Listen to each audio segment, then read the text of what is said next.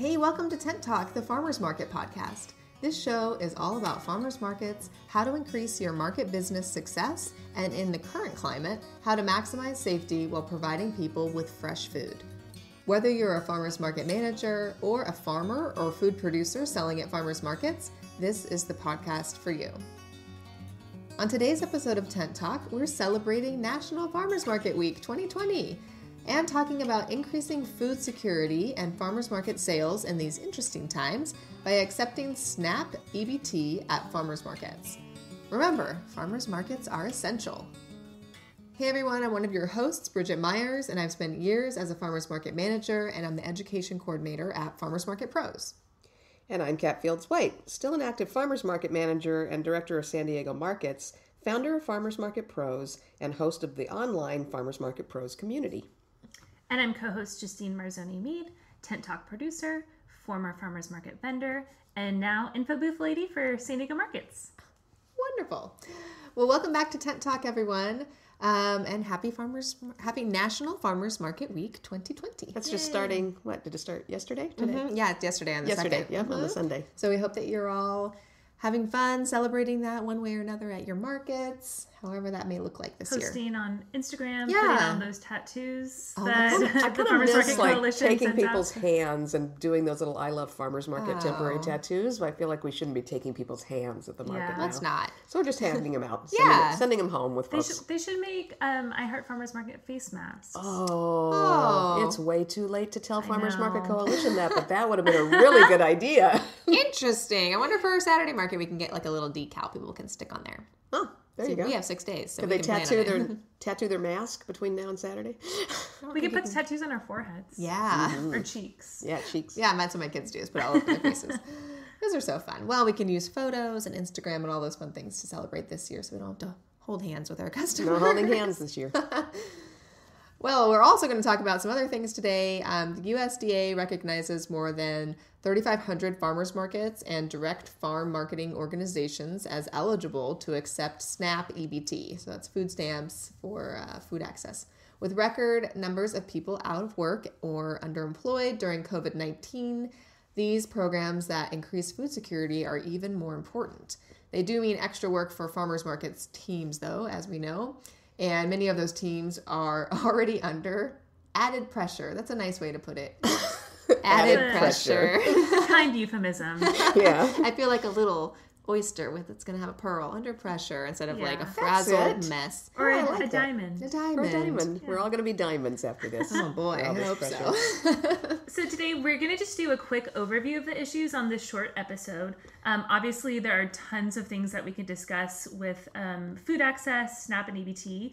So we're going to be following up on our online Farmers Market Pros community on Facebook, and also in upcoming episodes, we'll talk more about how to get this set up, or some additional resources for you if you're a farmers market operator. Yeah, we'll bring in some experts at that point because there's some things that are in the works. Farmers Market Coalition, who of course really promotes and runs the gauntlet and gets us ahead on National Farmers Market Week, is also the group that does so much with policy. And so they're really campaigning to promote some new initiatives to get Congress to, put some more money into the EBT-SNAP program. So we should have some news, some more developing news kind of as the months go on. They might be busy this week with farmers market. They're more busy this week. This is going to take some months to accomplish some of the things that they're working on, but it means that we'll have even more to say soon. Yeah. And then while there are a lot of markets that do accept EBT and SNAP, there are also many that don't accept it. And we actually operated for a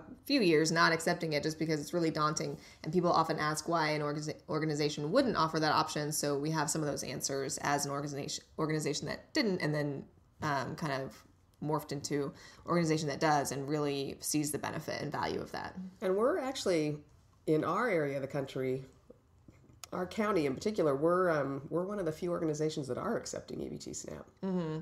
Yeah, in our area. I know it's really prevalent. I know at the conference I talked to a lot of farmers market managers at our Farmers Market Pros conference earlier this year who were like, yeah, of course we accept it. What's the problem? Why don't people? And I'm like, oh, that's so strange because in San Diego, locally here, not all of the markets do. And I know it's like a lot of red tape and stuff, but in a lot of places, it's just kind of, you open a market, you get the system set up to accept it. Right. So yeah, when we were, there was a time where I think we were doing 5 markets a week, and only the San Diego markets that y'all operated were the ones that accepted EBT. So yeah, and I think there's hopefully all of our food makers and farmers that listen to this episode, this will kind of shine some light on, or fill in some gaps, because as a vendor, I didn't know why San Diego markets offered EBT and the other markets we did not. So right. yeah. Well, and the other thing that farmers and food makers can get out of this is you need to make it clear to your farmers market managers that EBT is a really good thing for you. Yeah. So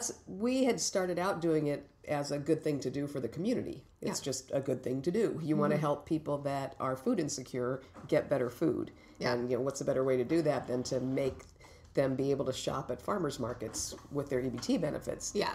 And that wasn't always legal, so that was part of the problem. Is markets that started a long time ago, the USDA didn't used to let farmers markets accept EBT.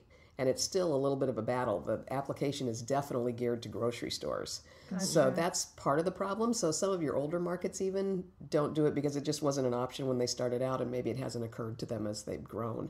But some of those folks you were talking to at the conference, a lot of times there's a really good central organization that has all that information, that has the ability to do grant funding to cover some of the expense required to take EBT-SNAP. Yeah. There's a lot of an extra employee expense. It's extra bookkeeping, and it's physically having somebody in an information booth at the market to handle those transactions. And that's training. something you got to pay. Training. You can't mess it up. I mean, it has to be done in a certain way, and just materials, having those bucks or coins or whatever you're using. So yeah, so it's more complicated than just, hey, let's take EBT. Yeah, let's just sign up online. Like, it's not like a form that you fill out and then you're good to go. Like, it's a complicated process, as it should be, because it's a federal program and it should be regulated and it should be monitored, but still it's not as easy as just a one person show that's running a market can just get signed up and get ready to go. Yeah. They can. Yeah. But it's hard. It's hard. And it's intimidating. And so I think that's what sets a lot of people back. We're just working right now with a new group that we've trained to manage farmers markets. And we've been doing a third-party service to them and helping them take EBT through our registration. And so we're making them, we're suggesting we're making them get their own EBT account. And so we're working our way through that. And as usual, it came to a screaming halt when the principals of that business realized that they would have to turn in their Social Security numbers. And since California is a community property state, they would have to turn in their spouse's Social Security numbers. Oh, wow. Yeah, so that's what slows a lot of people down. Used to be with the business improvement districts that sponsor and host a lot of farmers markets. If they apply as an organization, everybody on their board would have to supply their own personal Social Security numbers, not their tax ID number, their Social Security number, and the spouse of every board member for that organization would have to supply their personal Social Security number. And that's intimidating. Yeah, it is. Yeah, so that's really what backed a lot of people off of doing it, and that's one of the reasons I think in San Diego it's fairly unusual, is because so many of our farmers markets are efforts that coordinate with a business improvement district or a neighborhood association, and so those board members get kind of skeeved out.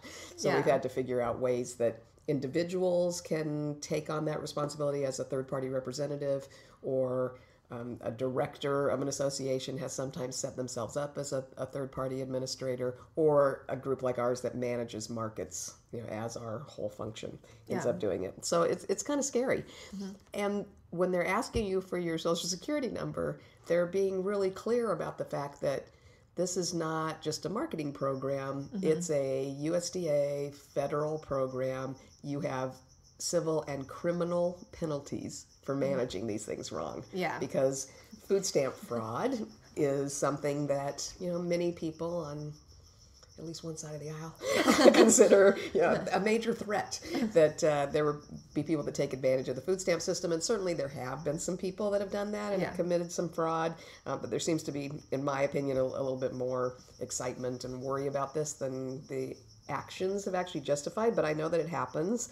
And so when you're taking responsibility for this, when you're filling out that application, you're putting your signature on it, you're putting yourself at risk for the level of liability that you have. Then you get really serious about wanting to make sure that all of your staff And sometimes all of your volunteers, if you're doing a big volunteer organization, you need to make sure that all those people realize that those little wooden coins or those little bookmark-looking script things are, number one, just like cash. Yeah, so they they're going to come out. something. Yeah, they it's represent not something. I know monopoly they money. look fun. Yeah.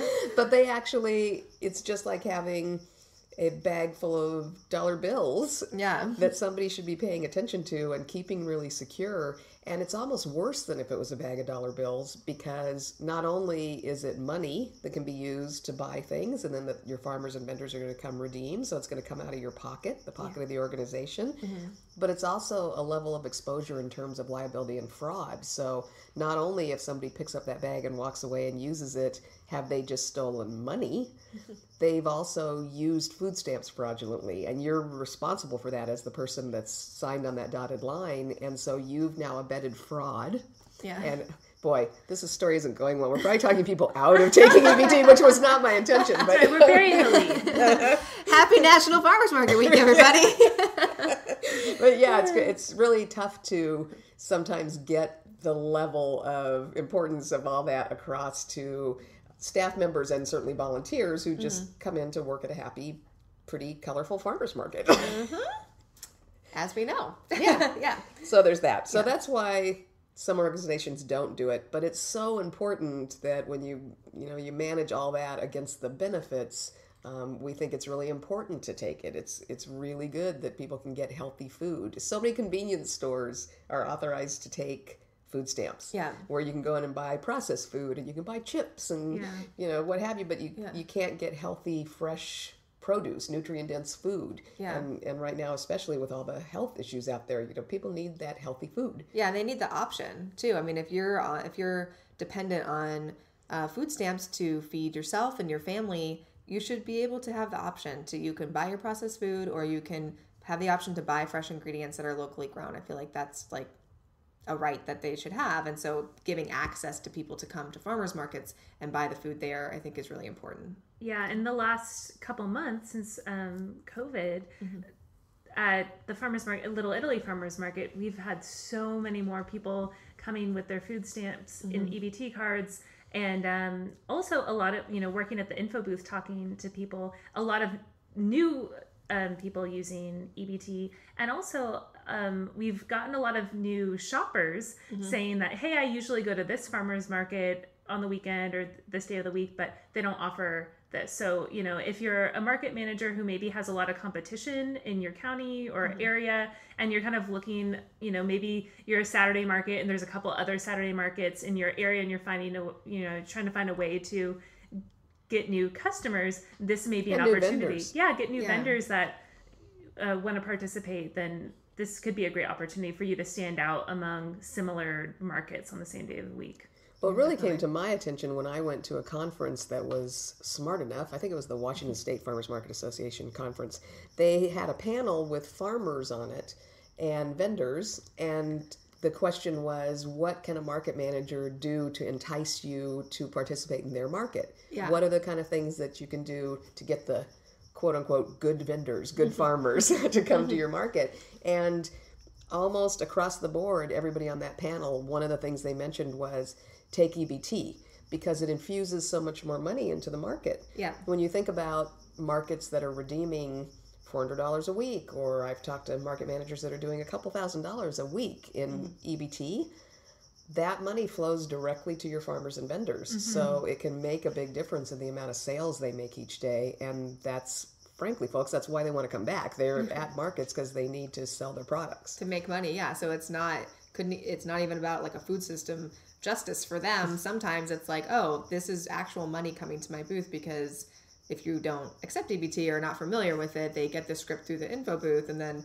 they'll use the bucks at your booth to purchase your items, and then those bucks just get bought back from the market manager, and dollar for dollar. It doesn't cost you anything to accept them as a farmer or vendor. So, or as a market manager, it doesn't cost you anything. Like, there's not a fee to accept it. It does cost you, like we discussed, time and effort and printing those tokens and kind of tracking all that stuff. So time, it does cost you the time, but I think the rewards that it gives you on the other end is that your farmers and vendors get these extra sales, and then you have higher farmer and vendor retention. Exactly. Because they're doing that. Yeah. And just more shoppers in the street enjoying the fresh fruit and vegetables that they can get there. So I think it's important to... As a vendor, it's definitely, you realize that when you're vending at a market that does offer EBT and SNAP benefits, that you just get more customers because people that maybe, we were selling $10 hot sauce. And if you're in a position where you have a very limited weekly budget for groceries, you probably aren't putting $10 hot sauce on the top of your list. But, if you are able to redeem some of your EBT or SNAP benefits at the farmer's market, then all of a sudden that, you may be able to afford to, treat yourself once in a while to that. So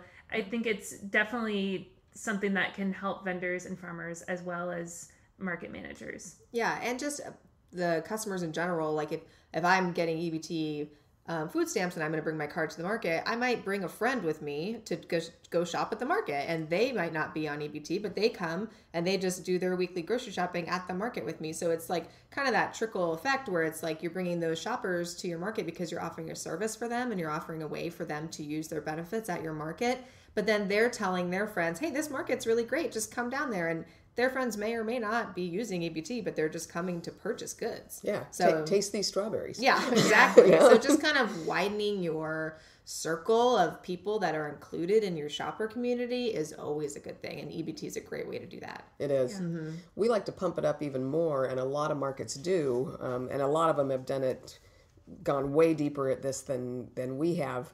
But especially the ones that are backed up by good organizations that have the bandwidth and the knowledge to use grant funds well. Market match programs, and they call it a variety of different things in different areas of the country. Here, the big one is market match, and a lot of this came out of Gus Shoemaker, who really was the driving force back east and got the nutrition incentive program going. It used to be called the Food Insecurity Nutrition Incentive Program, FINI. So you could apply for FINI grants that would help you give market match to people that came to use their EBT at your market. You could give them additional funds that came from another source, didn't get deducted from their EBT allowance, that they would spend just for fruits and vegetables. Yeah. So it was great. It was a way to shift some of that purchasing power just to farmers and get just really nutrient-dense fresh fruits and vegetables into the hands of those folks that were food insecure. And now since Gus died a couple of years ago, he was really an inspirational guy. Met him once. I'm going to throw that out there. I'm a famous thing. I've met Gus Shoemaker and actually sat and chatted with him. But he was really an inspiration. And so now what used to be called FINI is called GusSNP. So it's the Gus Shoemaker Nutrition Incentive Program. That's cute. That's kind of cool. It was really a big part of his life's work. And this year, the government has allotted $41.5 million in fiscal 2020 to increase food security by offering various grants for market match programs. Mm-hmm. That sounds like a lot of money, but if you think about the really crazy big sums in the billions that we spend on some other things, I think we should all be supporting. We should all be supporting Farmers Market Coalition and all the other efforts to get more money allotted to that. This is such a relatively simple program to administer that increases food security and nutritional density to people who are food insecure, just with not a lot of trouble to the government. And it's such like a double layer too, because it's not like just a cash handout to farmers, which is never a bad thing. But I would be in favor of if they wanted to do that. But you're helping people who are food insecure eat healthy, which increases their health, which keeps healthcare costs low, right? And then also and then ends up giving farmers cash. Yeah, helping small businesses and keeping that money locally. Yeah, exactly. It's just there's so much good that comes out of this relatively simple to administer program. Yeah. That, we definitely, anytime Farmers Market Coalition does a call or anybody else does a call to your local food system group or your state association about please sign this letter, please sign that letter. Because anything we can do to increase the funds that goes into this program, and Brijet, you're right, it affects so much more. It lowers healthcare costs in the country. It just, it does so many good things with a relatively small amount of effort when you feed people better. Not to mention keeping people employed like market management teams, because the more vendors and farmers that can stay in the market and participate in the market and pay that market fee, the more your market can sustain a long-term kind of healthy goal of staying afloat and keeping your market management team employed. Exactly. So it's just really like across the board can really help. Spider web. All those roots go into so many things when you start, helping people eat better. Yeah. And a lot of people who are on food stamps are only on it temporarily. Yeah. Mm-hmm. So they'll be on food stamps during a bad period in life when they're unemployed for a while, or one of them is unemployed, or when the schools are closed. And so when there's a pandemic. For example, a pandemic. Where people get furloughed and they can't work. And hopefully, even with the pandemic, it won't be forever. We're hoping that, right? Yes. And those folks, once they've developed that farmer's market shopping habit, while they're on food stamps, while they're coming to the market because they know they can get a market match and they can get a little extra from their grocery budget funds to shop for food, then they become a person who's used to shopping for their groceries at farmers markets. And when they get through that bad period and they're not on food stamps anymore, they're still going to shop at farmers markets. So, and those healthy habits will extend into better, again, healthcare situations for your local community. So it's just really layered and layered and layered. And it keeps going. It's self-perpetuating. Yeah. Kids that are brought up with parents who shop at farmers markets are going to be used to those flavors, and they're probably going to be farmers market shoppers. And they will shame their friends' parents who give them an apple with a barcode sticker on it, like my kids do. Sorry to my friends' parents, or my kids' friends' parents. And speaking of that too, people being on like short-term disability or being on food stamps for whatever reason, I do, because I'm usually the one in the booth kind of taking the food stamps and talking to people. A lot of people that come up are like embarrassed to be using their EBT card, or they want to explain why they're on it, just to me as a person who's swiping their card. And I've always trained our staff, and our staff has always been really magnificent about just being like, hey, welcome, thanks for coming to the farmer's market. Not like, oh, you're going to use your food stamps here, or like, what are you buying? Like that really expensive chocolate. Like just no shame and just like, hey, you're making a good choice. You're bringing your EBT card to a place where you're supporting local businesses and local growers. And this is fantastic that you're here. And like, how can I help you? And what questions do you have? People will say, oh, I've never used EBT before. I've never been on it. I've never taken a handout. I've never been on assistance. My mom just got really sick and I had to quit my job to take care of her, or whatever. Like whatever reason, I just feel like you should just always be like, hey, you're a shopper at this market. You're here trying to support. What I think of them is they're just here to support local farmers and local vendors. And hey, that's the business that I'm in too. So like we're partners in this. So just really making it really an accepting environment for them, because people do like feel uncomfortable sometimes when they're coming to use their EBT card at your market. Especially for the first time. And we have a really fantastic booth that has signs on it that says EBT and SNAP on it. So we have a lot of people that come up and say, hey, your booth says EBT-SNAP. What does that mean? And we'll say, oh, well, we accept EBT-SNAP. And they're like, what? And they get so excited. And you kind of see all of a sudden this person realizes that they have the ability to shop at the farmer's market. And I think that means so much to people that feel, there is, again, this sense that farmers markets are so much more expensive, or they're only for a certain type of shopper, or they're, there is... That they're a privilege or a luxury instead of... is this classist undertone of like, oh, well, I'm not the type of person that it can shop at a farmer's market. And when, people that are using SNAP benefits realize that this is for them too, there really is this beautiful moment of like, you have a new farmer's market shopper. And like, that's a really beautiful thing. So if you do offer SNAP benefits, make sure that you're telling people that you do. It doesn't have to be this secret thing that only insiders know. Like, tell people, have a big sign, put it on your info booth, or promote it on social media. Let people know that, especially right now during COVID, when going to the grocery store is such a nightmare, let people know that they can, instead of going to Ralph's or whatever to get the things that they need, that the farmer's market, they can get what they need there as well. And shop in a safe environment, and like, we are an essential business, so we offer these essential services. Right. Period. Yeah. And training your staff is only part of it. You also have to train your farmers and vendors, especially when you're first starting out taking EBT. You really need to make sure that they're behind it, that they realize it's not going to cost them anything. I will honestly say, when we first started taking EBT, we had especially some farmers who are kind of rugged, self-supporting, never take a handout, I'm pulling myself up by my bootstraps onto the tractor kind of guys that were a little judgy.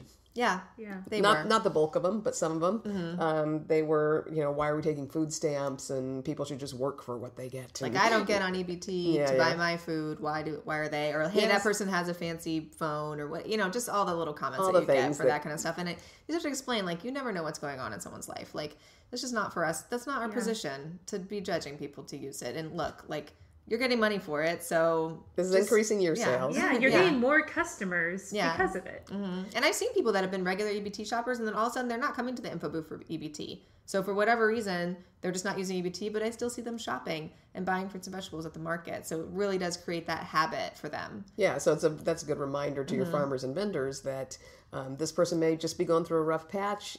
You build a loyal customer, and they'll be here forever. Yeah. And it's not costing you anything. It's increasing your sales. So there's that too. Yeah. But there are some tricky things right now that haven't. It's always been a little bit of a challenge to take EBT, but it's definitely worth the effort. It's a little more challenging right now. Like, what isn't? So there's a lot of people concerned about just handling EBT tokens or script. And when I say a lot of people, I mean us and, all market staffs and vendors and what have you, that you're handling something that somebody else has touched. So and our pin pad and everything, having to take people's cards and swipe them. And there is some back and forth between shoppers that nowadays we have to be more sensitive to. Right. So for that, I would really suggest that you tune into the Farmers Market Pros community, the private group on Facebook, because there's been some really good tips in there from various market managers about how they're dealing with that. I mean, we're sanitizing our pin pad because, you have to punch your pin in, so everybody who's getting it has to touch it. Yeah. So we're using hand sanitizer and wipes and things to clean that up between customers. We're actually putting all of our EBT script in envelopes. I know people that are putting their tokens in little bags. There's folks that are airing out all the script or all the tokens for 72 hours before they count them at the end of the market so that they don't have to touch them right after somebody else has touched them, since we're all still, science is not entirely clear with us how long things stay on various surfaces. What are the rules? No one knows. No one knows.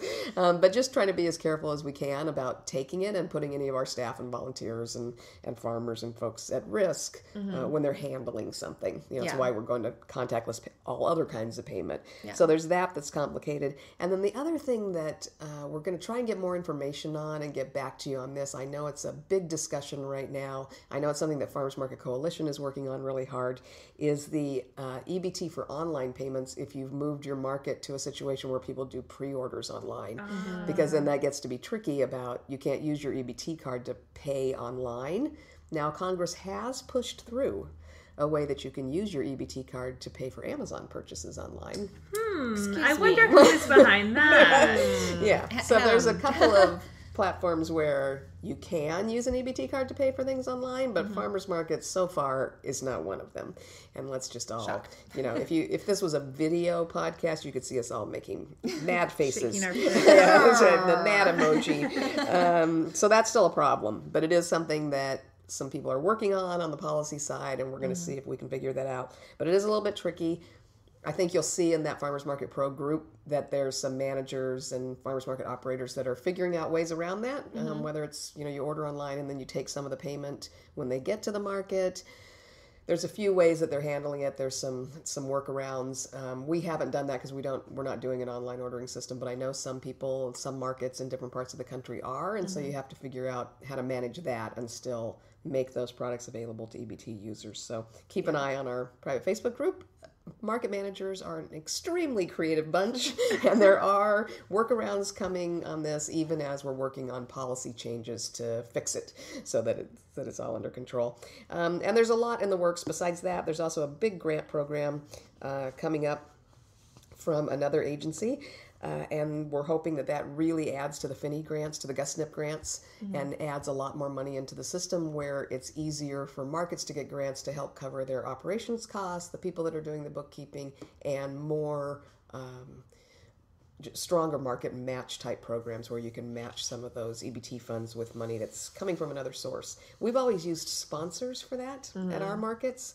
mostly because I have an aversion to having to deal with grant paperwork. Sorry, shout out to Ecology Center up in Northern California that actually does a great job of helping California markets take market match. Instead, I've typically sold sponsorships at our markets so that we can fund our market match. Sponsorship activations at markets are not a thing right now. We can't have anybody in the market that makes people linger to listen to information from our benevolent sponsors. So Southwest Airlines is not in a position to be doing sponsorships right now. That either. Yeah, so there's that. So market match is getting trickier, honestly, on a just where is this money coming from to fund market match kind of basis. So again, our pockets. Our pockets right now. Yeah. But in the group, there's some comments about that and how to look for other sources of funds to do that. We're also discussing in upcoming episodes how to get sponsors in other ways. When you can't offer them a booth space, what other kind of benefits can you offer sponsors? And there's some people doing really good work around that topic all over the country. So we'll be talking about that too, because market match is one of those things that's always benefited a lot from sponsorship dollars. So we need to keep figuring out how to keep those sponsorship dollars flowing. Or if you're doing a market membership program at all, you can always say in there, hey, do you want to do your market membership? And then do you want to do $5 a month extra that will be considered sponsoring the market match program that we have at our markets? And I know a lot of shoppers would be really into that and really supportive of, keeping that program growing because they believe in, getting healthy food out to their community. So I think especially right now, with, people are a lot more empathetic. The state of the world, the state of the country, people realizing that, we have to contribute to the world that we want to live in. And so it's like, if I can throw down $5 extra a month to make sure that somebody who's a bit more food insecure than I am can shop at the farmer's market. Yeah. And don't be afraid to ask that, because some people do have secure employment right now and they're willing to, help look around and help. Maybe they're probably going to look up and look around more now than ever and see who in my community needs help. Oh, this is a great way for me to support people in my own neighborhood who need, a little assistance during this time. And if I can provide it, I'd be happy to. So don't be afraid to ask. One of those silver linings is since we're all under some level of stress from this thing that affects all of us, no matter who we are, I think there's more empathy maybe. Yeah. People are looking up and realizing that we really are all in this world together. We need to work together. Sometimes maybe bigger groups in the country are not going to be taking care of you, but you can take care of your smaller pods. Where are you? Where do you live? And who needs help in your community? So think globally, act locally. That's right. That's right. Yeah, that's right. I'll send you a pin with that. All right. Well, so again, just look into that EBT program, join that Farmers Market Pros community online to get more information. And then we will, on an upcoming episode, have someone on to talk more about the nuts and bolts and background stuff and from that end of it, so you can get the more information for that. We hope everyone's having a really great National Farmers Market Week, and you should people should tag us and tag Farmers Market Coalition and let us know how you're celebrating this week, if you're doing some sort of virtual activation or if you're just telling people at the market that it is National Farmers Market, if you're using some of those super helpful resources in the Farmers Market Coalition's toolkit. We'll again share the link to that toolkit in this episode notes that we post online. But make sure that let us know how you're celebrating this week. Yeah, for sure. I know even if your market was yesterday, you're at a Sunday market, you can celebrate all week by just posting stuff and kind of keeping that conversation alive. So it is August 2nd through the 8th is the official National Farmers Market Week, but we know that we celebrate farmers markets all year long. So keep that going. Yeah, I think we'll just stretch it out some. Just stretch it out, and why not? That cricket is our fourth co-host today. Yeah, we have a cricket. It really has something to say about EBT. All right, y'all. Well, we will talk to you soon. Have a great week. Find us on social media this week, and we will see you next Monday. Or talk to you next Monday. To hear what's happening in various parts of the country or share what's happening in your area, we have terrific conversations and people sharing resources over in our private Facebook group, the Farmers Market Pros Community. Feel free to come over, answer the 3 qualifying questions, and join that group. You can also message us on Instagram at Farmers Market Pros or send us an email at connect@farmersmarketpros.com. As always, thank you so much for listening to Tent Talk. We really appreciate all of your support and all of our great listeners. Please leave us a review on iTunes, Stitcher, or wherever you access our podcast. If you're listening on YouTube, give us a little thumbs up. Be sure that you subscribe on your podcast app or on YouTube, because that just helps the algorithms and get us out into the world a little bit more. Share with your friends or your farmers market community. We always really appreciate seeing people post and tag us and say, this is my favorite podcast. So please continue doing that. We really appreciate you guys, and don't miss the next episode. This podcast is produced by Farmers Market Pros, where passion meets profit. Today's episode was recorded and edited by Justine Marzoni Mead. Original music by David Mead. Thank you so much for listening.